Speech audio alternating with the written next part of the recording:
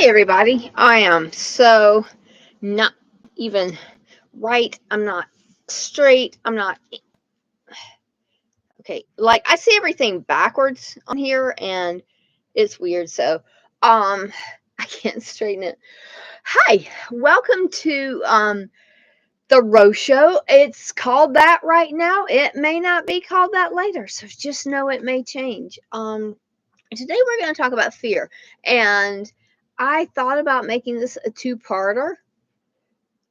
Yeah, there we go. I thought about making it a two-parter because I started making notes, and I thought I need to talk about things that we're afraid of when we let fear get to us, because I stress getting to know your thoughts. I stress learning how to recognize your own thoughts. Because we don't, that's not a skill I don't know if it's not a skill we're born with or a skill we don't keep.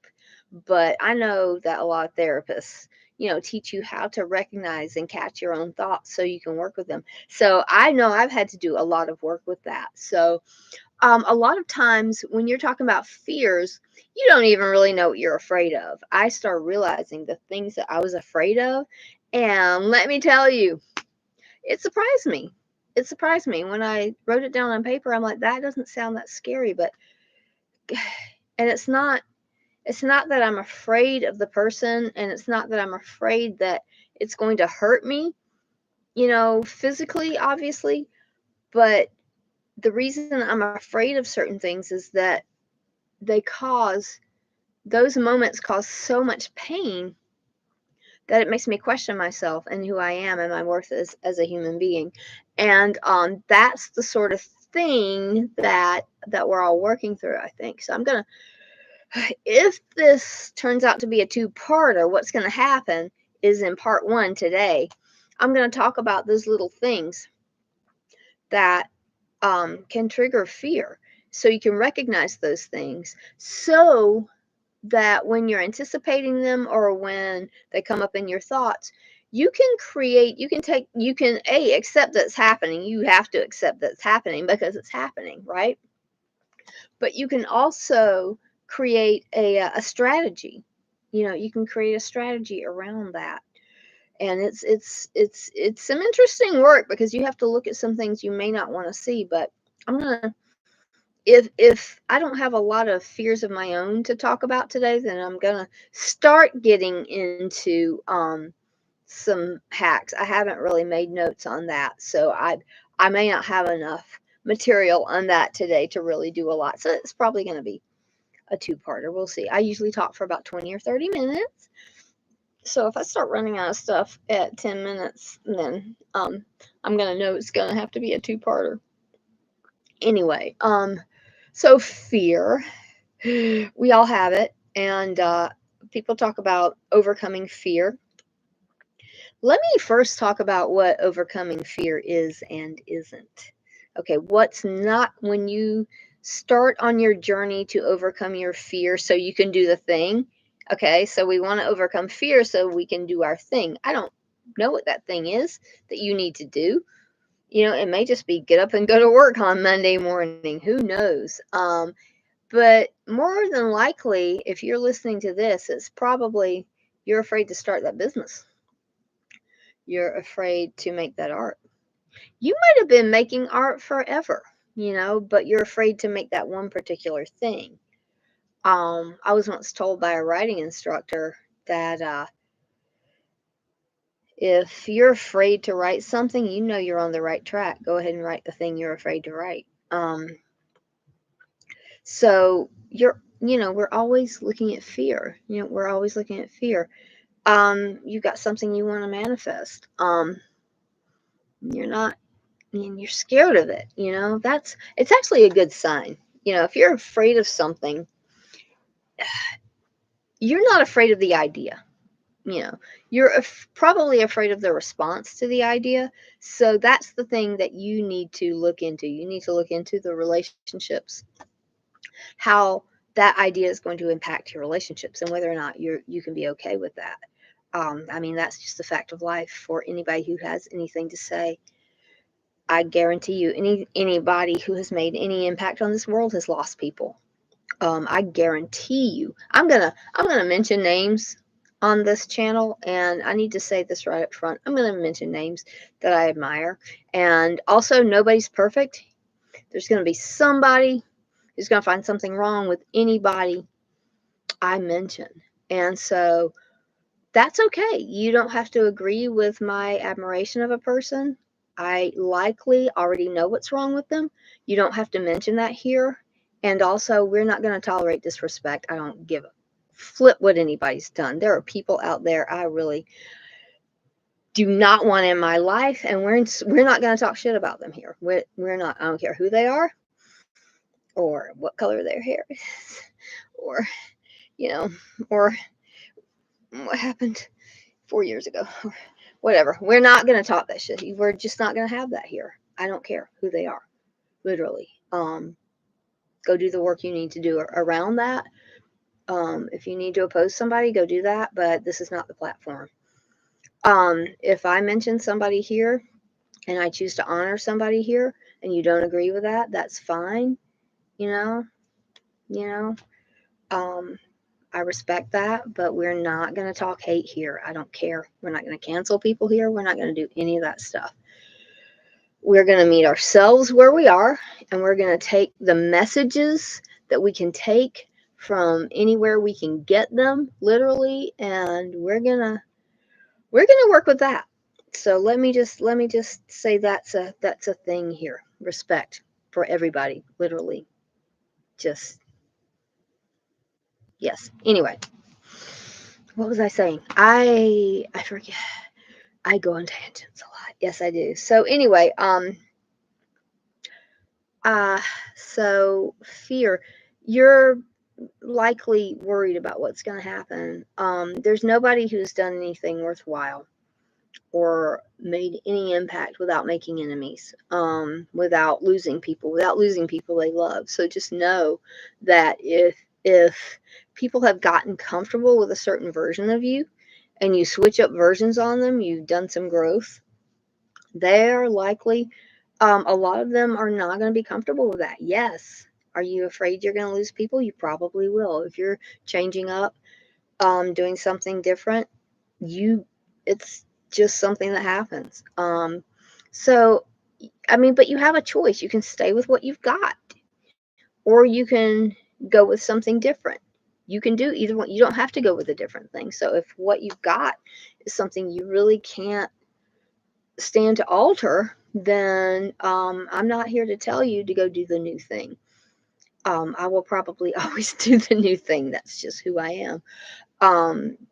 There's a movie called Educating Rita that that maybe at this point, if that's your question, maybe you should go watch that, because it has some great, wonderful acting in it, but it looks at that question of, can I take my people with me when I change? And I think we all try. I think we all try. And also, if you can't, that doesn't make them wrong, and it doesn't make anybody bad. It just makes things different. And sometimes they can go with you, and sometimes they can't. But that's a big fear, and it's a legitimate fear. I'm not telling you that that's not something to consider. It is something. It is something to consider. It's a big life decision. Um, I mean, if I'm not telling you to, I'm not really telling you anything. I'm just saying, you know, that if you're here, you're probably at least thinking about changing your life. And if you are looking at a new life, you're going to have to let the old one go. And a lot is going to go with that. So just know that and make your decisions accordingly. But you can also, there are compromises. I mean, you don't have to if you don't have to go to Hollywood to be an actor. You can stay in your town, you can make videos, you can do that sort of thing. So it's just whatever level you're comfortable with, starting that business, doing whatever. um uh, Conquering fears. Let's see, what's the overcoming fears, that's the word I want. overcoming a fear. And I did pour myself a glass of wine. Um, Cheers, everybody. Um, Overcoming your fears does not mean that your fears go away. That is the furthest. Oh, that's the that's the thing that is least likely to happen. You're not gonna overcoming your fears isn't about making your fears go away. So if you're waiting until the fears go away, you're not going to do the thing because the fears are never going away. Okay? The fear is going to be your constant companion. Overcoming your fear is feeling the fear and doing it anyway. So what you're probably going to need to do to overcome that fear is go deep into that fear and feel it hard. Embrace it, hold its hand, make out with it, feel it as intensely as you possibly can. That's probably not what you want to hear. It's not going away. You're not ever going to not be afraid. You know, period. Whether you're a parent, yeah, I need to hear from my parents on this. You had some children. Did the fear of raising children ever go away? No. Are they going off to college and has the fear gone away? No. Are they bringing you home grandchildren and has the fear gone away? No, it never goes away. It never goes away. So being afraid is part of the human experience, as is every other emotion. There are no emotions that are bad. Even anger, I know we vilify anger. It's not the emotion that's bad. The emotion is good. It's a communication from yourself to yourself. The bad thing can be how you react to it. So that's, don't hurt people. That's the bad thing. But don't hurt people unnecessarily. Because honestly, when you make changes in your life, it's going to hurt for some people, and you're gonna, it's just gonna, you hurt your parents when you go off to college. Come on. It's just you're gonna have to, and you're gonna have to be okay with disappointing people and all the things. So, yeah, the good news is people overcome fear all the time. Obviously, things are going up, stores are being built, restaurants are being started, families are being started. People are overcoming fears all the time, but that doesn't mean those fears go away. Oftentimes when you're in the middle of overcoming a fear, the fear gets stronger. So what you have to do is become adept at being uncomfortable. Oh my gosh, I have to tell you, Jen Sincero, she says it the best way possible. She has the badass books, and the book that I read from her, the first book I read by Jen Sincero is called You're a Badass at Making Money. Please read this. Please read this book. Everybody needs more money, so don't be ashamed of it. Don't be ashamed of wanting money. But also, the advice she gives in that book is great for any other scary thing that you're trying to tackle. One thing that she says is look at yourself as, I don't know if she said this or if I made it up, but if you're on a plane and you crash and you're the last survivor and you have to walk to civilization, um, it's not like don't give up on that walk or you'll die, and pretend that your journey to wherever you're going is that walk. You take the next step, you do the next thing. You have to become really comfortable at being uncomfortable. You're making that walk through the wilderness, you're scared the whole time. But you don't have to not be scared to take the steps, and that's the same with everything else in life. You don't have to not be scared to take the steps. You don't have to not be uncomfortable to take the steps. Feel the discomfort and still take the steps. Do it anyway. Feel it and do it anyway. And that's the secret sauce. I swear that is the secret sauce for everything. You know, um, if you desperately need to do something in your life and you do it, it's going to hurt. But guess what? If you desperately need to do something in your life and you don't do it, it's going to hurt probably more. So just do the thing. The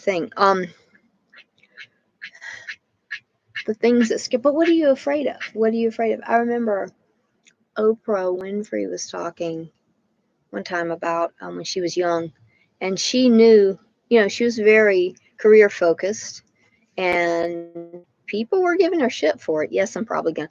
Yeah, I thought I was gonna not cuss here, but it's probably gonna happen. People were giving her shit for it, and so the thing that she was afraid of was hearing, "Who do you think you are?" that phrase for her, that sentence for her was some dark magic. It was a sentence she was afraid of hearing. She could have let it stop her because it hurt, right? Because when somebody says, "Who do you think you are?" they're saying, "You're not all that. You're not this. You're not good enough to do that. What makes you think you can do that?" Okay, so that's some very hurtful stuff to hear. That's some very hurtful stuff to say to somebody.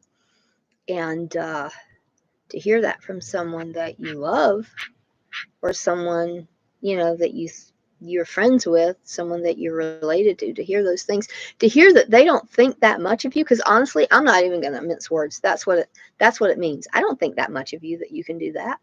You know, that's one thing that they're saying to you. They're saying it kind of in code, because if they said it in those words, they would look really bad. But they're saying, like, "Who do you think you are?" Um, but what they're really saying to you is, "There's no way I could do that. So I kind of want you to be on my level. So you can't do that. You can't do that and leave me here, because I'm not going to do that because I'm too scared." Um, there are a lot of layers to what they're saying when they say those things to you. But the things that you're afraid to hear, um, the things that we're afraid of, it's not like dragons we're thinking of. It's simple words from loved ones' mouths, and what those words might mean if we looked at them too closely, and how they really think of us and how they really think of themselves. And that might not match what we have in our heads. That might not match what we thought the relationship was. So it might be new painful energy. But you've got to, that's an opportunity to make a choice. Are you going to stay in that reality that they've created for you? Are you going to let them tell you what your limitations are? Or are you going to go see? You know, it's your choice. It is your choice. It's your life. It's your choice. And honestly, when people start saying things like that to me, I immediately give them cheaper seats. I give them the cheaper seats in the arena, because now I'm like, I don't trust your words anymore. Um, so that's, maybe I'm not good enough to do that thing, but why shouldn't I go try? You know, why are you uncomfortable with me trying to go do that? Because that's me, even trying to go do that makes life so wonderful. Why wouldn't you want me to make life wonderful? And I think that discovering, maybe that's the real fear, discovering what people truly want to put you, what they think you're capable of, what they want you to be capable of, maybe what they're afraid of that you're capable of. I don't know. I just don't really understand why anyone would say those words to somebody else. Because honestly, if I find out that you've got some crazy master plan, I'm all in. I'm like, I want to hear. I want updates. I want to see if you're doing this, and if you don't, it's a failure, and you learn from it, and you go do the next thing. We'll talk about failures later, and failures are not bad, by the way. Fail, please let yourself fail often, because eventually you're going to get it right, and then we're going to be surprised, and that's exciting. That's freaking exciting. um so yeah, what are I feel like I should go into I feel like I should touch on fear hacks a little bit. Oh, I mentioned Jen Sincero. Yes, please go read her books. She has so many wonderful stories. She's a very funny writer. She helps you brainstorm. She's like a brainstorm genius. She's figured out how to make money from being a starving, writer who was afraid to make money. It's because she had to figure out how her brain deals with the idea of money, and she has so much wonderful stuff for you. Another writer slash speaker, and also she's a coach, so you can hire her to do things. Anyway, um, Brene Brown has a book called Daring Greatly, and she has another one for when you fail that thing called Rising Strong. So they come in a pair. But no, Brene Brown is all about. She's very open and honest about you know, her moments of fear that thank God she overcame, because I honestly don't know where I would be today if I hadn't accidentally Googled her that day, maybe 10 years ago. I don't know.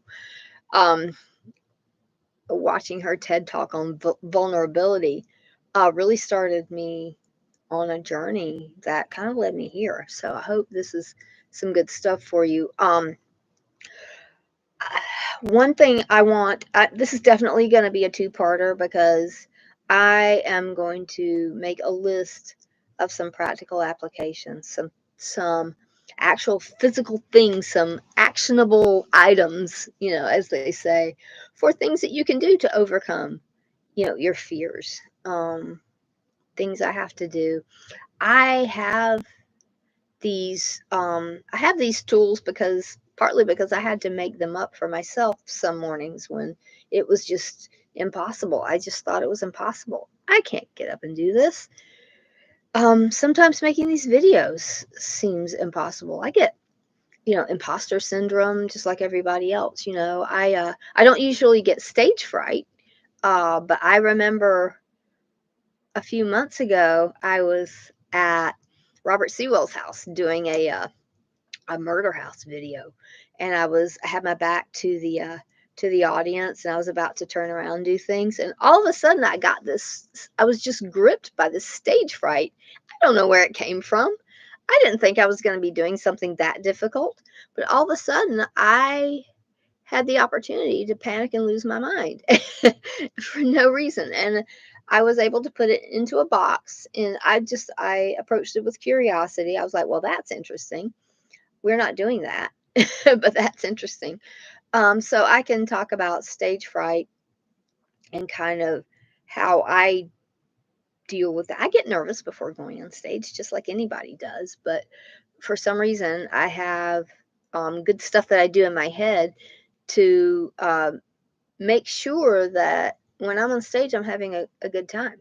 I put that stuff aside, and I'm not really 100% sure how I'm doing it, but you know, um, I think I just embrace the adventure of it. I like an adventure.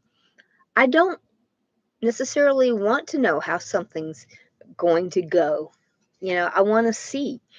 I want to go along for the ride. Even if I'm the one doing it, I'm still there's a part of me that's along for the ride, and we're just having fun. I think I'm just an eternal child. you know. And when I'm there on stage, I'm still playing Let's Pretend with my friends, in some way, even though we've rehearsed this to death and people have paid money to see us. There's still a part of me that's like, let's go play. And maybe, I don't know, maybe I'll have some journal prompts or something for you, and we can explore that. I do want to explore things here as a community. And I want your hacks too. I want to know all these things, and I want this to be a community of helping each other. And God, my tattoo looks so amazing right here. Thank you, Jillian Casey. Um, yeah. So anyway, yeah, I'm gonna stop here, and my next video is probably gonna be Monday.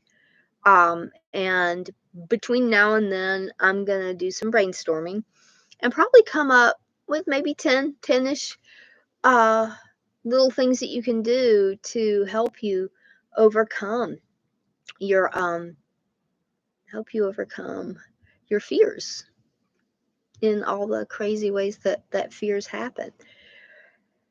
We're gonna maybe talk about feeling fear in your body, just being aware of your body and that sort of thing.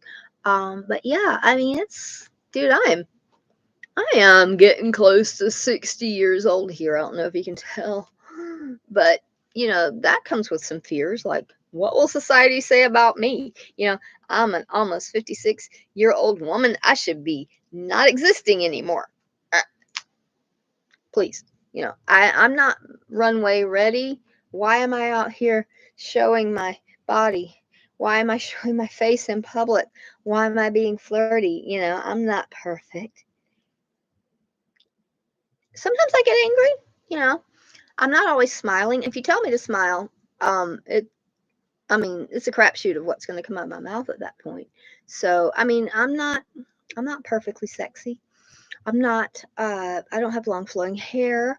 I do not have a model-esque figure. I have a Rubenesque figure these days. So, I mean, there's fear that comes along with that. Yeah, people say stuff to me. Yeah, I've had men say stuff to me around why I shouldn't, you know, be here. But so I don't want to hear anything from you young, beautiful ladies, or you older, beautiful ladies, or you beautiful men, or any of y'all. Stop it.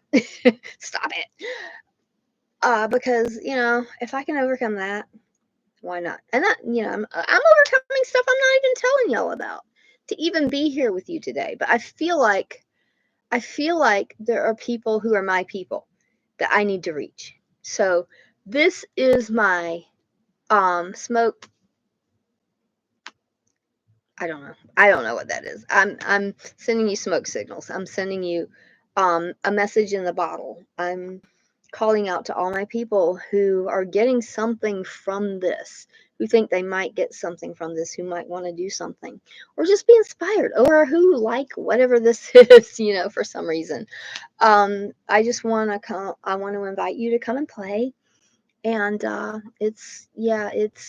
gonna be nice to each other here, and that's just. And I don't mean nice in the way of, if you've got some feedback about things I can improve here, I am all ears. I don't want yes people. But I do expect everybody to treat everybody else here like a human being. And that's just, and I'm sad that I have to say that, but yeah, there have been, I've met people that don't hold to that. So, um, here we are. We're going to do this thing. Whatever it is you've got, you visionaries, you artists, you sexy entrepreneurs, let's go do it. Right? So, yeah. Fear hacks next time, probably Monday. Love you. And I'm serious. I do. I love you. I love you. I saw a sign somewhere that said, if people can hate for no reason, I can love. Also, this is not meant to take the place of any sort of professional advice. I'm, not to take the place of a therapist, a doctor, anybody. I'm just telling you what works for me. That's it. If you screw some shit up, it's not my fault. Please don't. I'm not telling you to do these things. I'm suggesting that it could be a good idea. I don't know if you want to try it. That's fine. Don't go flip your bicycle. You Gen Xers, try not to do that. But yeah, this isn't meant to replace trauma therapy or any of that stuff. Please go get that if you need that. And yeah, I love you. I love you. And I will see you later. I'm gonna try to do this like 2 or 3 times a week. So yeah, love you. Oh. These are my flowers that I got for myself the other day. When I was telling you about how to practice self-love, go buy yourself flowers, please. Miley Cyrus is right. Listen to her. Bye. Love you.